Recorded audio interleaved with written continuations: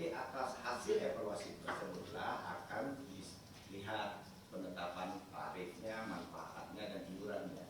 Jadi apakah dibutuhkan iuran baru, tarif baru, manfaatnya ini dievaluasi. Jadi memang kita tidak kebijakan itu selalu dilakukan setelah kita melakukan evaluasi yang menyeluruh gitu. Dan ini tidak hanya satu kementerian yang akan mengevaluasinya, tapi juga profesornya BPJS, DJSN, kemudian Kementerian Keuangan juga. Itu nanti baru setelah hasil evaluasinya, penetapan barunya itu nanti paling lambat 1 Juli 2025. Jadi mungkin lebih bersabar. Kemudian yang kalau dikhawatirkan tadi ya akan menyesuaikan uang yang pasti, tapi ini sudah disampaikan tadi oleh Pak Sarif, saya tidak akan tambahkan lagi. Mungkin saya kembali ke Bu. Ada satu pertanyaan yang mengenai sebelum tanggapan dari panitia yang tadi sempat ditanyakan mengenai yang harus menyesuaikan dengan fasilitas sehingga ARSI juga meminta kalau bisa dibantu ya tidak ya? Ada insentif Bu? Insentif berupa pajak atau insentif lainnya gitu? Itu gimana?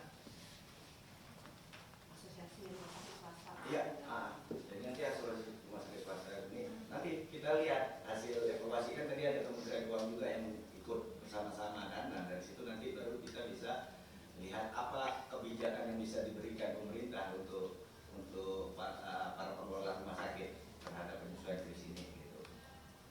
Demikian. Baik, terima kasih Mas Selvi. Persilakan menanggapi sedikit jadi untuk implementasi kris ini ya ke depannya seperti apa.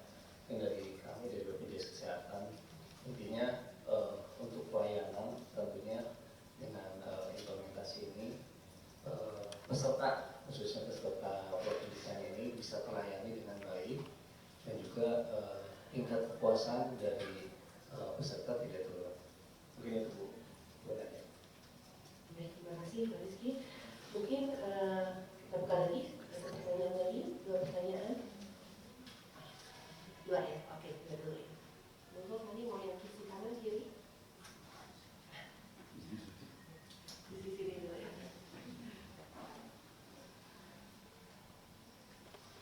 Iya, saya mau tanya sedikit lagi penegasan Pak. Saya Fitra dari RRI. Namanya nama sama. Iya, saya Fitra dari RRI Pak Syarif. Saya mau tanya tadi kan Pak Syarif sudah menegaskan soal yang kris itu berarti semua pasien BPJS ya Pak. Jadi nanti ada kris dan juga yang di luar kris itu yang eksekutif, VIP gitu ya. Nah ini nantinya kan untuk pasien kelas 1, 2, dan 3 berarti kan sama semuanya Pak. Memang nanti akan direview lagi untuk tarif dan iurannya. Cuma apakah nantinya akan ada ketimpangan yang nanti dari pasien kelas BPJS 1 gitu yang sama pelayanannya dengan BPJS kelas 3 gitu mendapatkan layanan yang sama gitu. Itu diantisipasi. Langsung aja satu lagi ya.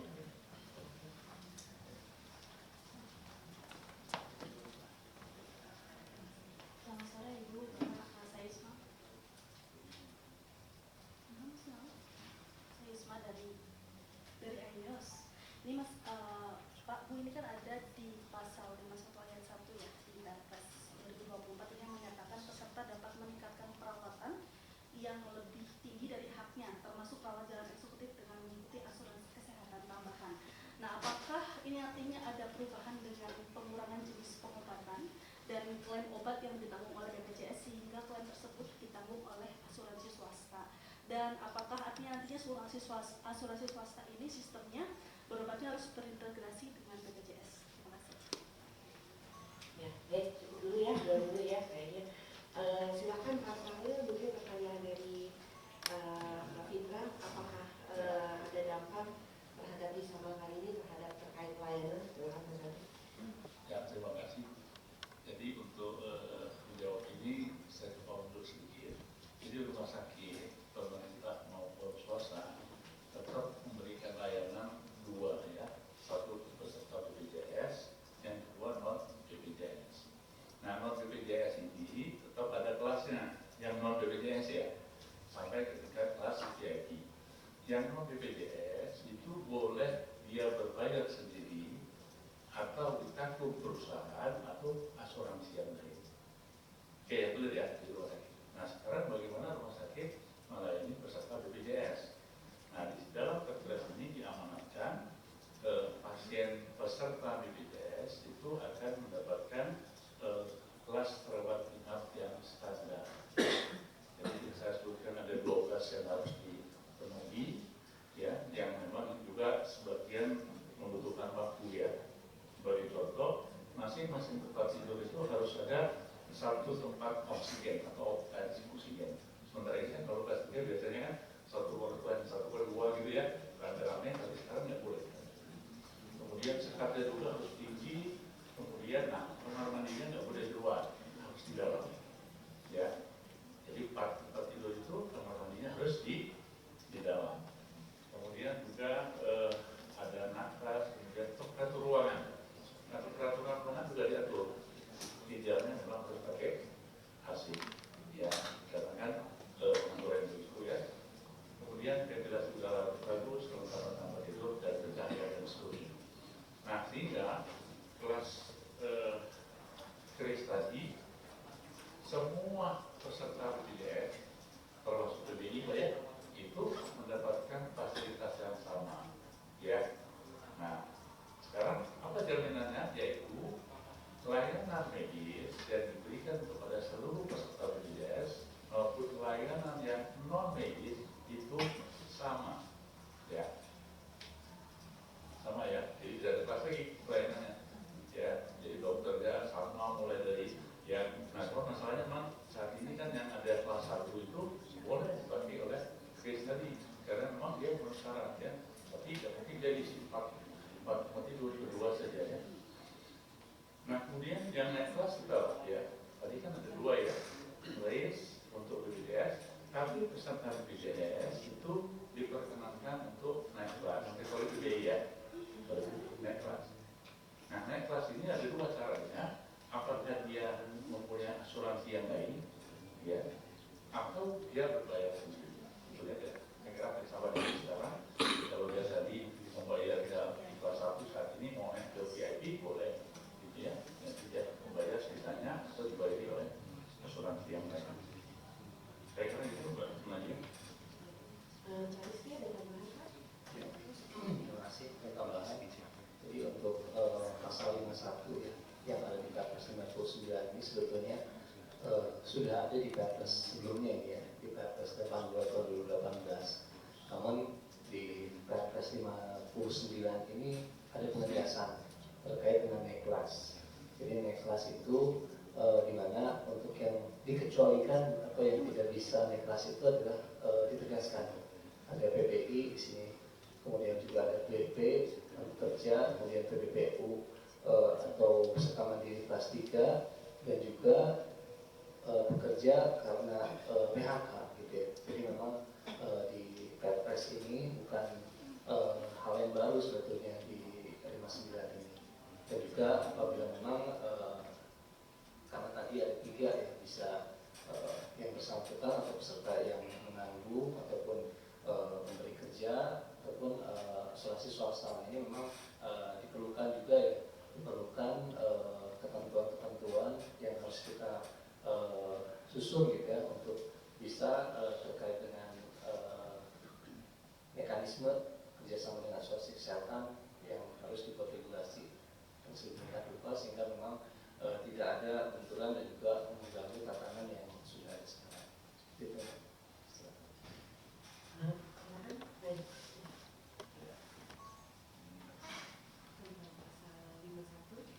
Oh ya, Mbak Isma.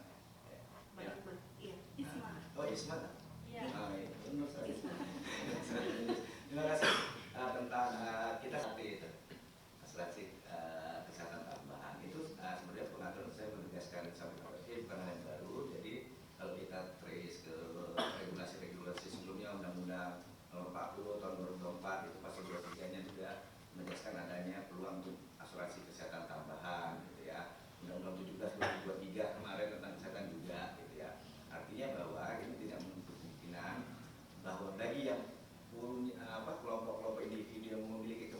lebih secara ekonomi, dia pengen mendapat layanan yang lebih dibandingkan yang bisa disediakan JKN, karena JKN-nya tadi seperti kata Pak Tarek kan itu baik medis maupun medis, non medisnya itu harus tidak boleh ada diskriminatif, baik itu berdasarkan kelompok pendapatan, usia, dan gender. Semua warga negara Indonesia itu yang terdapat sebagai peserta BPJS harus mendapatkan layanan yang sama, itu yang dipastikan. Dan krisis salah satunya itu kualitas yang ditingkatkan melalui Perpres ini. Namun kan bisa jadi kita juga punya warga negara atau masyarakat yang punya kelebihan, kelompok yang lebih memiliki kemampuan atau kelompok kaya, dia pengen top up dari layanan yang bisa diberikan JKN, dia bisa dengan pakai asuransi lainnya. Kalau yang existing itu dengan out-of-pocket, dia bisa nambah lah. Misalnya saya haknya sekarang kelas 1 ya, misalnya masih ada kan, saya mungkin dirawat inapnya di poli VIP. Nah, saya harus tambah berapa, selisihnya itu ditanggung. Nah, tapi terkait kerjasama dengan swasta ini nanti, kalau di Perpres ini kita sedang bekerja merumuskan hal tersebut. AKT itu seperti apa sama BPJS, nanti bentuknya seperti apa, supaya juga kita industri swastanya juga ikut bergeliat gitu ya. Karena isu kesehatan kan tidak hanya milik pemerintah saja, tapi milik semua komponen bangsa ini. Gitu. Mungkin itu Mbak Isma. Terima kasih. Makasih. Ya baik, masih ada? Cukup? Oh, Melanjutkan yang tadi Bu. Jadi ke depan. Oh iya. Ya saya Andri Daus Pak dari kantor berita Antara depan. Itu Pak sama ya ketiga Bu terakhir terkait Permenkesnya Bu. Bonus terakhir Permenkesnya Bu, kira-kira progresnya sejauh ini sudah sampai mana dan apa saja sih Bu poin-poin penting dalam Permenkes yang nanti akan digodok itu? Terima kasih. Oke, baik, terima kasih. Teruskan dulu mungkin tadi gimana doktrin tadi Pak? Oh, tentu tidak. Nah, mungkin sektor swastanya juga nggak mau kan, BPJS juga nggak mau gitu. Jadi makanya kami sebutnya top up, tapi ini nanti sedang berproses ya, kita sedang melakukan berbagai kajian dan asesmen untuk kerjasama tersebut. Kami juga sudah selalu dengan DJSN dan BPJS berusaha itu. Dia tidak mungkin tapi lebih ke top up. Misalnya yang dijamin yang ditanggung oleh BPJS itu X, layanannya rupiahnya X, Y rupiah.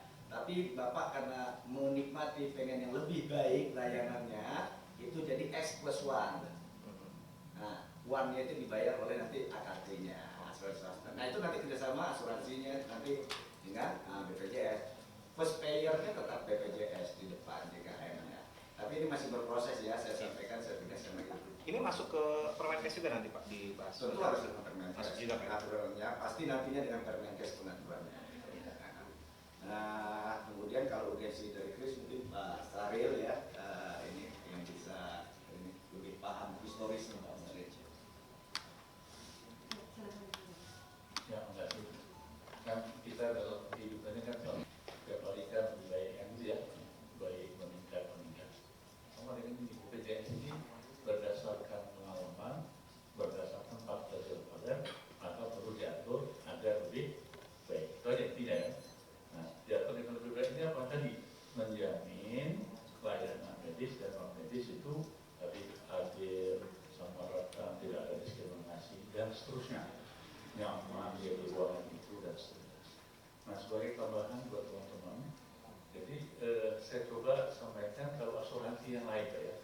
Jadi asuransi yang lain banyak, hampir 100 asuransi kesehatan yang melayani ke masyarakat di luar BPJS. Itu pihak asuransi begitu akan bekerja sama dengan rumah sakit, dia menentukan kriterianya. Rawat jalan itu polikliniknya harus begini, ya pemeriksaan yang ada harus ini. Kemudian kalau rawat inap harus begini. Begitu kriteria yang memenuhi baru tanda tangan. Nah sama dengan ini Pak. Jadi BPJS mewakili rakyat, gitu ya. Rumah sakit, kamu kalau mau melayani, saya minta dong persyaratan ini yang menjamin peserta kami baik. Kira-kira begitu loh. Gitu ya. Kalau urgensinya ya. Nah kemudian kami ingin sampaikan Bapak Ibu sekalian, perbaikan yang nyata dan akan lebih baik. Jadi memang kamar yang maksimal 4 tadi tentu saja seperti sebagian sudah jalan, yaitu antara laki-laki dan perempuan tetap terpisah. terpisah, anak-anak dan dewasa terpisah, dan ada ruang infeksi yang khusus ya. Jadi nanti kalau penyakit infeksi nggak boleh dimasuk di ruang kris tadi gitu ya, harus di ruang infeksi yang memang sudah diatur.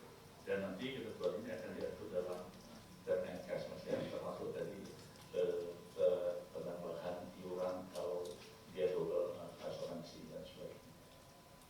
Itu Bu Nadia. Tentang terkait 1 Juli 2025 itu pasti sudah akan bisa lengkap dan bisa diterapkan. Ingat terkait kembali ya tentang tarif ya dan iuran ya.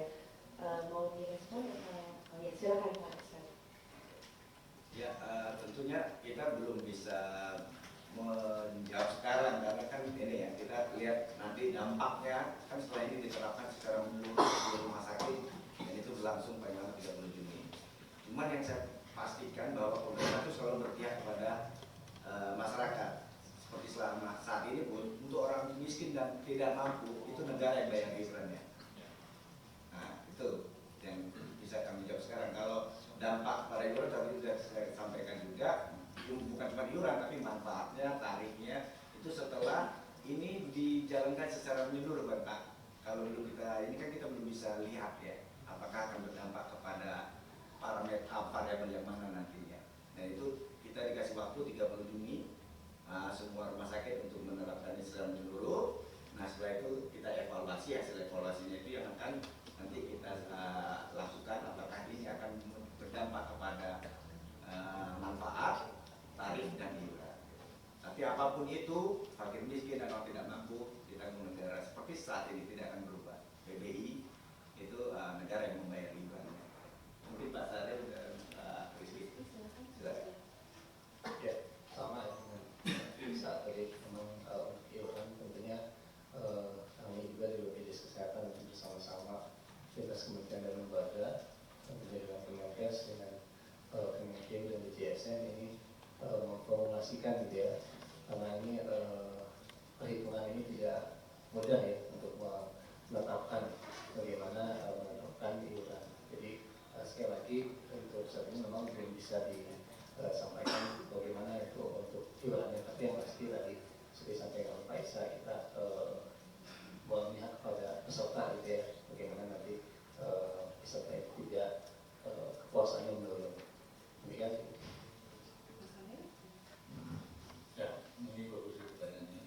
Jadi kekhawatiran itu satu dari pihak rumah sakit. Ya, bayangkan tadi kalau kelas 3 sekian terus diberikan 4. Ya, kan berkurang di tempat tidur ya. Nah, itu kita diberi batas waktu 1 tahun, jangan berkurang tempat tidurnya, tapi kamu atur agar maksimal 4 agar memenuhi standar untuk rakyat kita ini. Paham ya? Jadi jangan sampai nanti 8 dikurangi jadi 4 berarti hilang tempat tidurnya itu. Kita berharap rumah sakit untuk tidak melakukan pengurangan tempat tidur karena rugi juga ya kalau tempat tidur. Cuman harus diatur tadi memenuhi. Yang kedua, kekhawatiran rumah sakit juga kan mau BPJS itu tarifnya ada berapa tahun masih nggak naik. Nah, kan banyak keluar rumah sakit juga terutama swasta ya.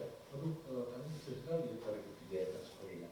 Nah, ini juga perlu diperbincangkan bagaimana tarif dulu ya, tarif ke rumah sakit. Sehingga dengan perkembangan waktu, teknologi, kemudian perdagangan, kan harga obat naik ya, barang habis pakai juga naik, jasa dokter, jasa yang lain juga naik, maka wajar dong kalau rumah sakit juga minta tarif juga naik. Untuk setelah sekian tahun, jangan tiap tahun naik lagi, jangan tiap tahun. Nah yang kedua dari pihak masyarakat, selama ini kita bayar sekian, dengan kris itu sudah akan naik. Nah inilah nanti akan dibahas ya, karena stakeholdernya semuanya akan berbicara nanti. Tidak boleh BPJS menentukan, Kemenkes menentukan ya, semua pihak, dan tentu saja harus berimbang ya. Berimbang itu artinya jangan sampai ngotot, pokoknya nggak bisa begitu ya. Tapi tadi sudah disampaikan bahwa untuk masyarakat yang memang harus tanggung PBI itu tidak ada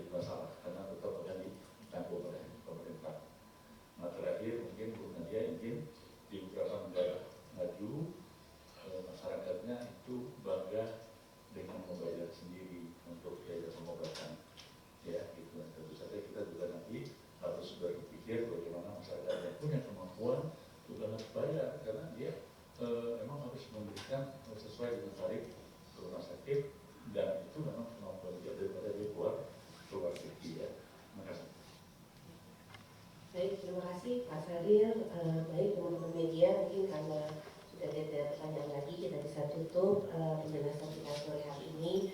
Terima kasih kami sampaikan kepada Pak Yusen, Kepala Pusat Pembiayaan Kementerian Kesehatan, Pak Rizky, Humas BPJS Kesehatan dan Dr. Fadil selaku juru bicara Kementerian Kesehatan.